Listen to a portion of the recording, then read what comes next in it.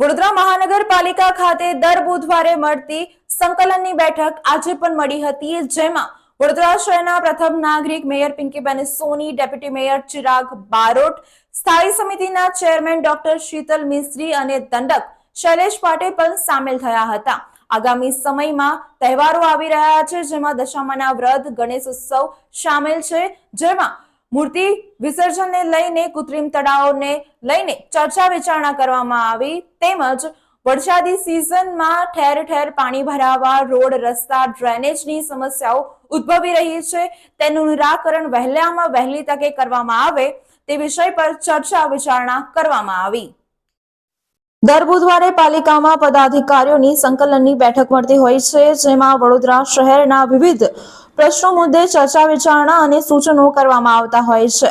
આજની આ બેઠક પાલિકા ખાતે મળી હતી, જેમાં પ્રથમ નાગરિક મેયર પિંકીબેન સોની, ડેપ્યુટી મેયર ચિરાગ બારોટ, સ્થાયી સમિતિના અધ્યક્ષ ડોક્ટર શીતલ મિસ્ત્રી અને દંડક શૈલેષ પાટીલ ઉપસ્થિત રહ્યા હતા। આજની આ બેઠકમાં ખાસ કરીને આગામી સમયમાં તહેવારો આવી રહ્યા છે, ત્યારે દશામાના તહેવારને લઈને કૃત્રિમ તળાવો મુદ્દે ચર્ચા કરવામાં આવી હતી અને ગણપતિના તહેવારને લઈને પણ વિસર્જન મુદ્દે ચર્ચા વિચારણા કરવામાં આવી હતી। આ સાથે તાજેતરમાં ખાબકેલા વરસાદમાં રોડ, રસ્તા અને ડ્રેનેજની સમસ્યા હોય તો અત્યારે જે કામગીરી પાલિકા તરફથી કરવામાં આવી રહી છે તે વધુ ઝડપ સાથે કરવામાં આવે તે મુદ્દે ચર્ચા કરવામાં આવી હતી, જેથી લોકોને રાહત પડે। આ દિશામાં કામ કરવામાં આવે તે મુદ્દે ચર્ચા વિચારણા કરવામાં આવી હતી। તેટલું ત્વરિત કામ થાય અને લોકોને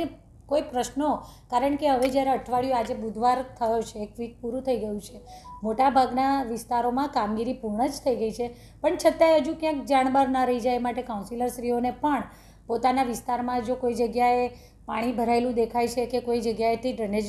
વેક્યુમનો પ્રોબ્લેમનું જાણકારી મળે છે, તો તાત્કાલિક એક આખું ગ્રુપ બનાવ્યું છે કે જેમાં માહિતી મૂકવામાં આવે અને ફટાફટ એ દિશામાં કામગીરી કરી લેવામાં આવે। સાથે સાથે જેટલા લગભગ 350 જેટલા રોડો પર પેચવર્કની કામગીરી કરી છે અને કાઉન્સિલરશ્રીઓને આ જાણકારી આપી દેવામાં આવી છે કે પોતાના વિસ્તારમાં જ્યાં પણ હજુ પણ ખાડા છે, ચોક્કસ જે ખાડાઓમાં પાણી ભરાયેલું છે એમાં તાત્કાલિક આપણે નહીં જ કરી શકીએ, અને કારણ કે તાત્કાલિક જો આ ખાડા પૂરીએ છે, જે પાણી ભરેલા છે પર્ટિક્યુલરલી, તો પાછા એનું એ જ પરિસ્થિતિનું સર્જન થવા પામે છે, તો એને પાણી સુકાઈ ગયા પછી એટલા સાઈડમાં રાખી, ધ્યાનમાં રાખી, સાથે સાથે અધિકારીઓને પણ સૂચના આપી દેવામાં આવી છે કે પોતાના જેટલો પણ વિસ્તાર આવે છે, એમની અંડરમાં જેટલો વિસ્તાર આવે છે એ વિસ્તારમાં પોતે જાતે 2 વ્હીલર પર ફરી અને આ જગ્યાઓનું બધું જ એસેસમેન્ટ કરી લે, કઈ જગ્યાએ ક્યાં કેટલા ખાડા કે કયા રિનોવેશનની જરૂરિયાત જણાય છે, આ બધું કરી દેવામાં આવે, એટલે ચૂંટાયેલી પાંખ અને વહીવટી પાંખ બંનેનો સહયોગ કરી અને આ કામગીરીને ઝડપથી